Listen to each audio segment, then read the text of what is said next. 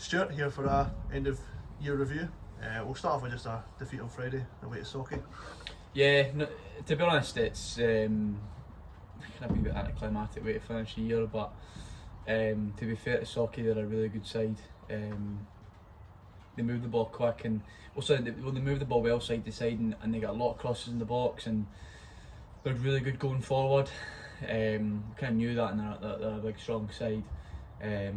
Probably our only disappointment again was conceding, being 3-0 down in 20 minutes. When you're doing that, it's difficult to come back. That being said, Jace hits a bar at 1-0, and the goal is pulled off a great save for Adams, kind of resulting header. Even throughout, we create some decent opportunities. Jace had another one in the first half. Owen's had one he drags past the post, and Bellamy's had a header that just gone wide as well. So a chance in the game, probably not to get something from it or take it to penalties. But with that being said, the second half was a lot better. We passed the ball a lot better, we were braver on the ball, and that's generally the direction we want to go. I know clearly we've given away goals for it in the last couple of weeks, but kind of as a management again, I feel there's not been, maybe leading up to the last few weeks, we've had some really good performances, but maybe less structure than what we'd like. So boys playing out of position on Friday, and like everyone at this time of year, because again Sauchie only had 4 subs on Friday, so I'm sure it's the same for them. But a few boys missing with kind of Christmas parties and illness and etc. So injuries. So it's going to happen at this time of year. But really disappointing way to finish the year. But in the second half we're a lot better. But with boys playing different places, etc. So We'll just move on to a wee bit of the whole year and a whole, Stuart. So what would be your performance of the year? Performance of the year, probably got a few. I think the easy one is probably Spartans at home, for a number of reasons. I think probably, as we've reminded multiple times, but very defensively is not our strongest suit of points throughout the year, keeping clean sheets. But against Spartans we were amazing, absolutely incredible. Just resolute, defending in a nice shape, and we looked dangerous in the break. In the end, it was a kind of an unbelievable kind of result to get. With that, in terms of performance-wise and kind of discipline, and particularly with young players, sometimes they struggle to keep their concentration. Naturally, young players, and that was probably up there. Another one was probably Pennycook here. And I said this to them when we played them recently, but for the first 60 minutes against Pennycook, I'm not kidding, they battered us, absolutely battered us. I think we've probably had we've cleared 3 off the line, and Jake's made a couple of unbelievable saves. And then after Leo scored his first goal, we got back in the game, and Dan scored again, a worldie. That's got us ahead in the game, and quite finished the way it finished. But that was probably a performance for me that really summarised us last season, was the way we defended and the way that we got through that difficult period of the game. Again, probably this season, I thought Arneson, we were brilliant recently. I think that's probably the best we've been this season. I thought we moved the ball really well, and I thought kind of some of the self-running we had that night was outstanding. So there's been a few. It's hard to name one, but if you're to match the outcome and the result with it, it'd probably be Spartans at home this year. Obviously you've touched upon it there, Stuart, but obviously had quite a lot of success from the end of last season, from January out to May. 14 games unbeaten. Yeah, to be honest, I just think in general, just that period of the season just epitomised development and just the learning for the first half. I feel like, touching on our performances there, I feel our last season, and again what we're trying to go for this year, which is a bit different because we've had a lot of movement in the squad, which has meant that we're kind of not gone back the way, but we've there's a lot of players that are again maybe closer to the initial stages of learning. So last season, the start of this season for January, we really tried to and get a hold of games and have a control in possession. I think one thing that we've been culpable for since we started was games being a bit end to end, or a bit too end to end, which is generally that 20s games go. But I felt we needed to have a bit more of a kind of a control of games, and I felt that really helped us in terms of that 14 game unbeaten that we had last season. Clearly, obviously, we had a lot of Gregor in that run as well, which helped. But I felt we had a lot of good possession across that defensive line, and we looked really, really comfortable. And I felt this season again, we've had that at points. It's just getting that consistently that we need to kind of get.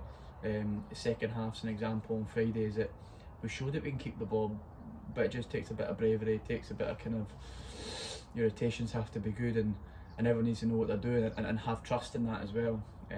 Worst case scenario, you're going to lose the ball and you go and get it back, and I felt that kind of, that last season we kind of had that. We didn't care if we lost the ball, but it was like worst case scenario, if we lose the ball we can go and get the ball back. So last season was just magic, and again, whilst you don't want to just live by the season before, it's a blueprint that we're trying to follow in terms of keeping possession and moving the ball sharp. Obviously, when you go on a run like that, Kevin will start to notice our players as well. Boys start making step ups to the first team. And I think that's what's been so good is now that we've seen, now particularly being in our third season, we're seeing more boys come off, I'm going to say the conveyor belt, but more 20s boys being involved. You look last season, I will probably miss someone, so I apologise to them in advance, but Harry made a debut, Jack Clark made a debut, Finlay Goldie made a debut, Jake Henderson made a debut, Lyle made a debut, Adam had played a lot, Thomas Allan made a debut, Ali Dixon's made a debut this year. 6 or 7 off the cuff, which again I'm sure loads of clubs are doing, which is in general is great, but it does show there's good quality players in the under-20s league, and it is a high standard.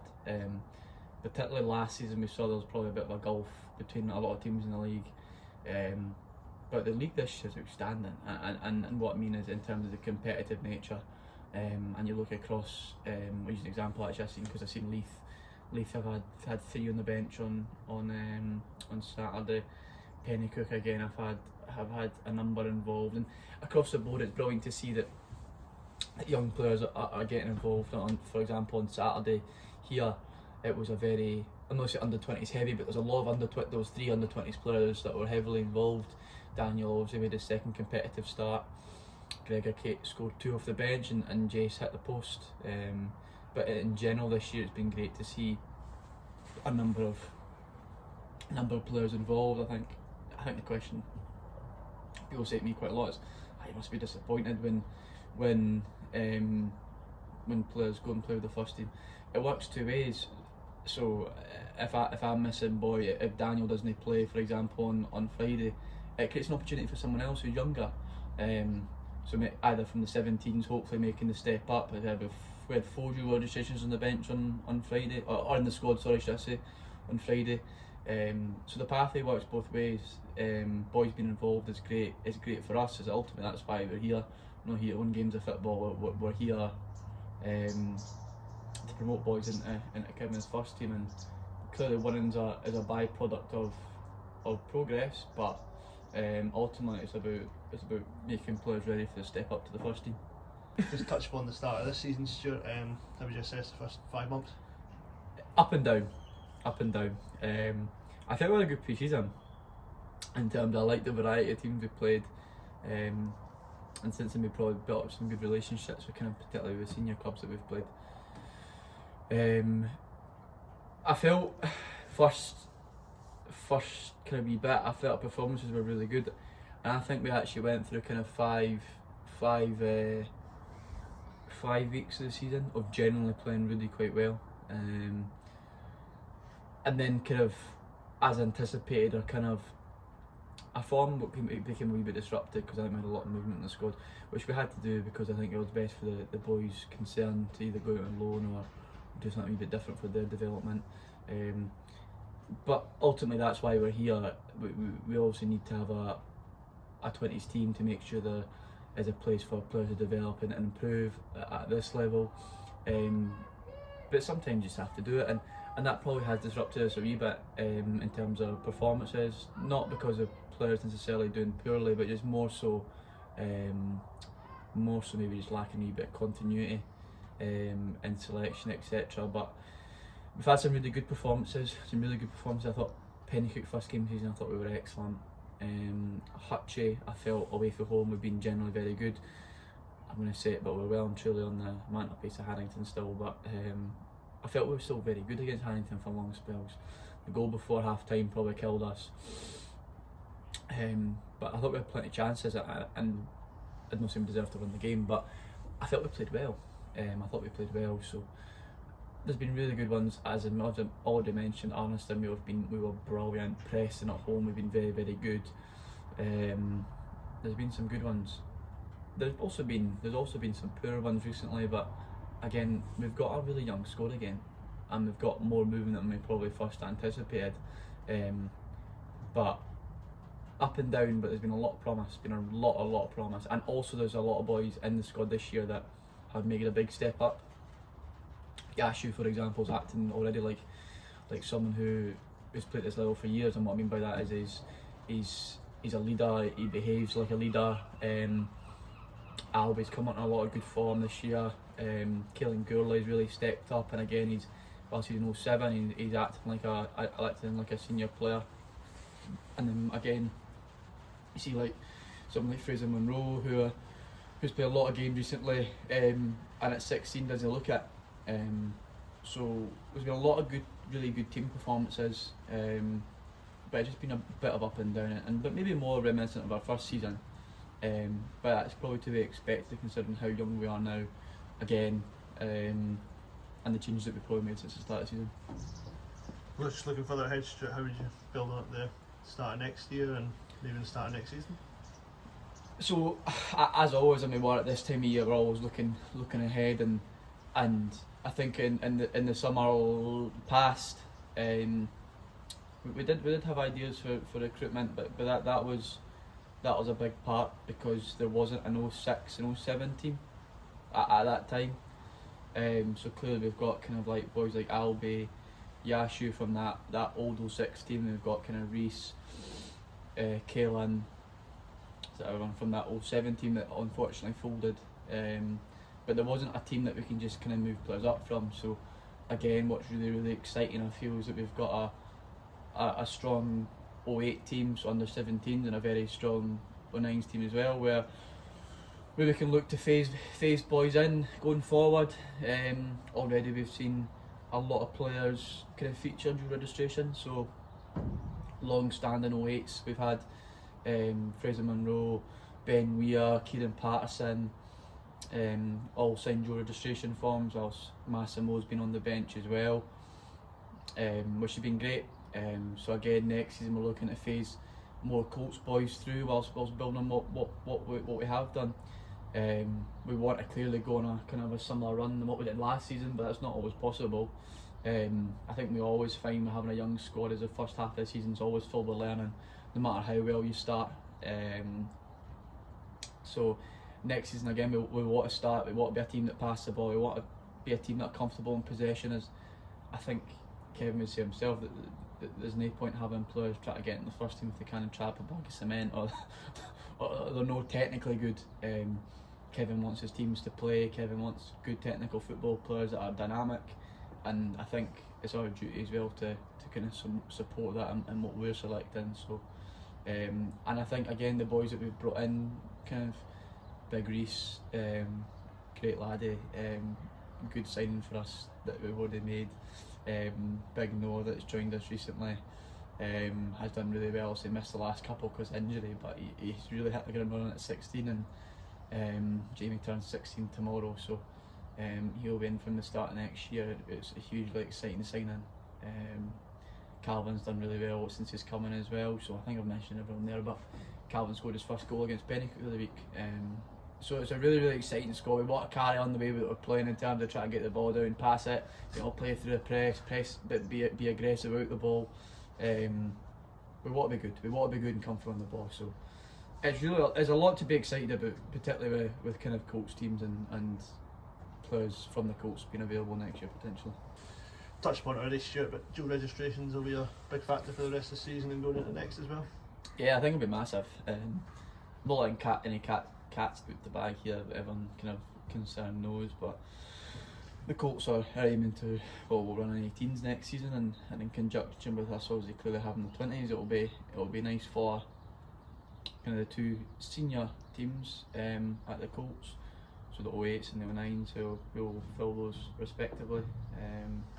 There's a lot of good players at the Colts, and Jack's been working on the 17s a lot, so we've had good oversight, and whenever I can, I've been down on a Sunday with the 09s. So it's particularly important, as I feel really strongly that we get Colts kids and boys into this team, because whilst you can't fill a full team of Dunbar boys, and when I mean Dunbar, I mean boys that have played for the Colts or come through the Colts.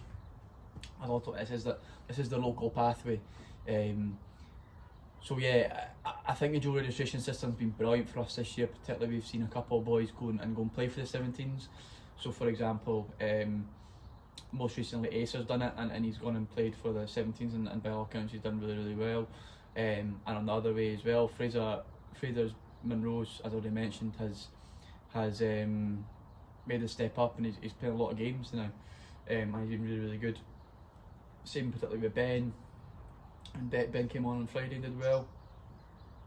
But the good thing about that dual registration system is the fact that they can still do both, and because they're showing signs that are good enough for the 20s, they can still be involved, plus get their normal amount of game time as well, which is really important. So it's a system that I think's been as a breath of fresh air. There's a lot of clubs that have been using it, and I think it's really important that it is utilised. Particularly, for example, we've got players moving up the way to the 20s. It means I can bring in players from the 18s next year, or continue with the 17s this year. It's important. Just a quick word for Bellamy Perchard as well, leaving us. Aye, so Bell's gone back to Australia. So there was always a planned trip from January to December.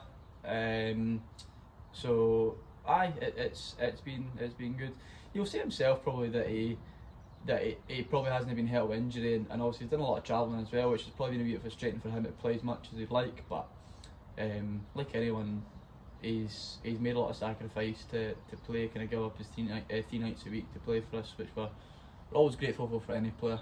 And he's scored some important goals. I remember the one here against Musselburgh. I think it was the first goal. I think it was the first goal in the 2-2. But he's had some important goals. Again, scored a big one against Pennycook the other week. Scored against Nitton. Dalkeith, he scored 2 as man of the match. So he's done well since his time's over here, and I'd like to think he's enjoyed himself, and he goes back hopefully a better player. It's been great having him, so we wish him all the best, and also safe travels home. And just on a whole, Stuart, what would you say has been your highest point of the year?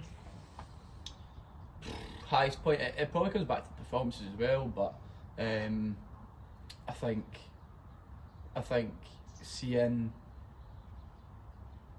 us being able to kind of challenge right at the top was good last season. Again, I'm quite a I don't know, sentimental person in terms of seeing playing here end of the season with kind of 300 odd people just come and support your team. It means a lot in terms of particularly seeing Colts kids come along, and I remember the Pennycook game particularly and what I mean is having after the game the kids surrounding the players, giving them high fives and stuff like that. It just fills me with pride in terms of what we're actually trying to do. As cheesy as it sounds, you are trying to inspire the younger generation to play football. And again, the community, I think it's still our banner or our cover photo on Facebook is seeing them being led out. Seeing, I think it was the 26 teams at the Colts being led out by the team. Again, absolutely magic. So I'd probably say, in answer to your question, probably Spartans at home, or any of the 3 games that they played here. Last game this season was just mental. Clearly we didn't get the result that we wanted, but that whole kind of occasion was crazy. And I say this to the players all the time now, is that don't take that for granted. Football's not always like that, and that's why at the time it was a case of just try and win one game at a time, and don't take for granted what you've got. The facilities that we've got are just incredible, and the support that we get is absolutely remarkable. So, no, I'd probably say any of kind of those ones. Just finally, Stuart, you got a word for the volunteers that have helped us? No, definitely. I touch upon it there in terms of supporters, but on Friday again we've got members of the Colts squad travelling through and watching the boys as they've done multiple times this year. Mums and dads who have come and supported, mums, dads, everyone really that have come and supported the boys throughout the season, home and away. And obviously the volunteers, like Pam's probably going to soon block my number, but been doing stuff consistently for us, and not to mention Harry as well, who sits at the edge of his seat kind of waiting for score updates on a Friday night. So to everyone who either helps us directly or just kind of likes and shares and comments nice things on the social media, we're extremely grateful. I hope everyone has a fantastic Christmas and very happy New Year when it comes. Stuart, thanks for the update and well done for the year. Thank you.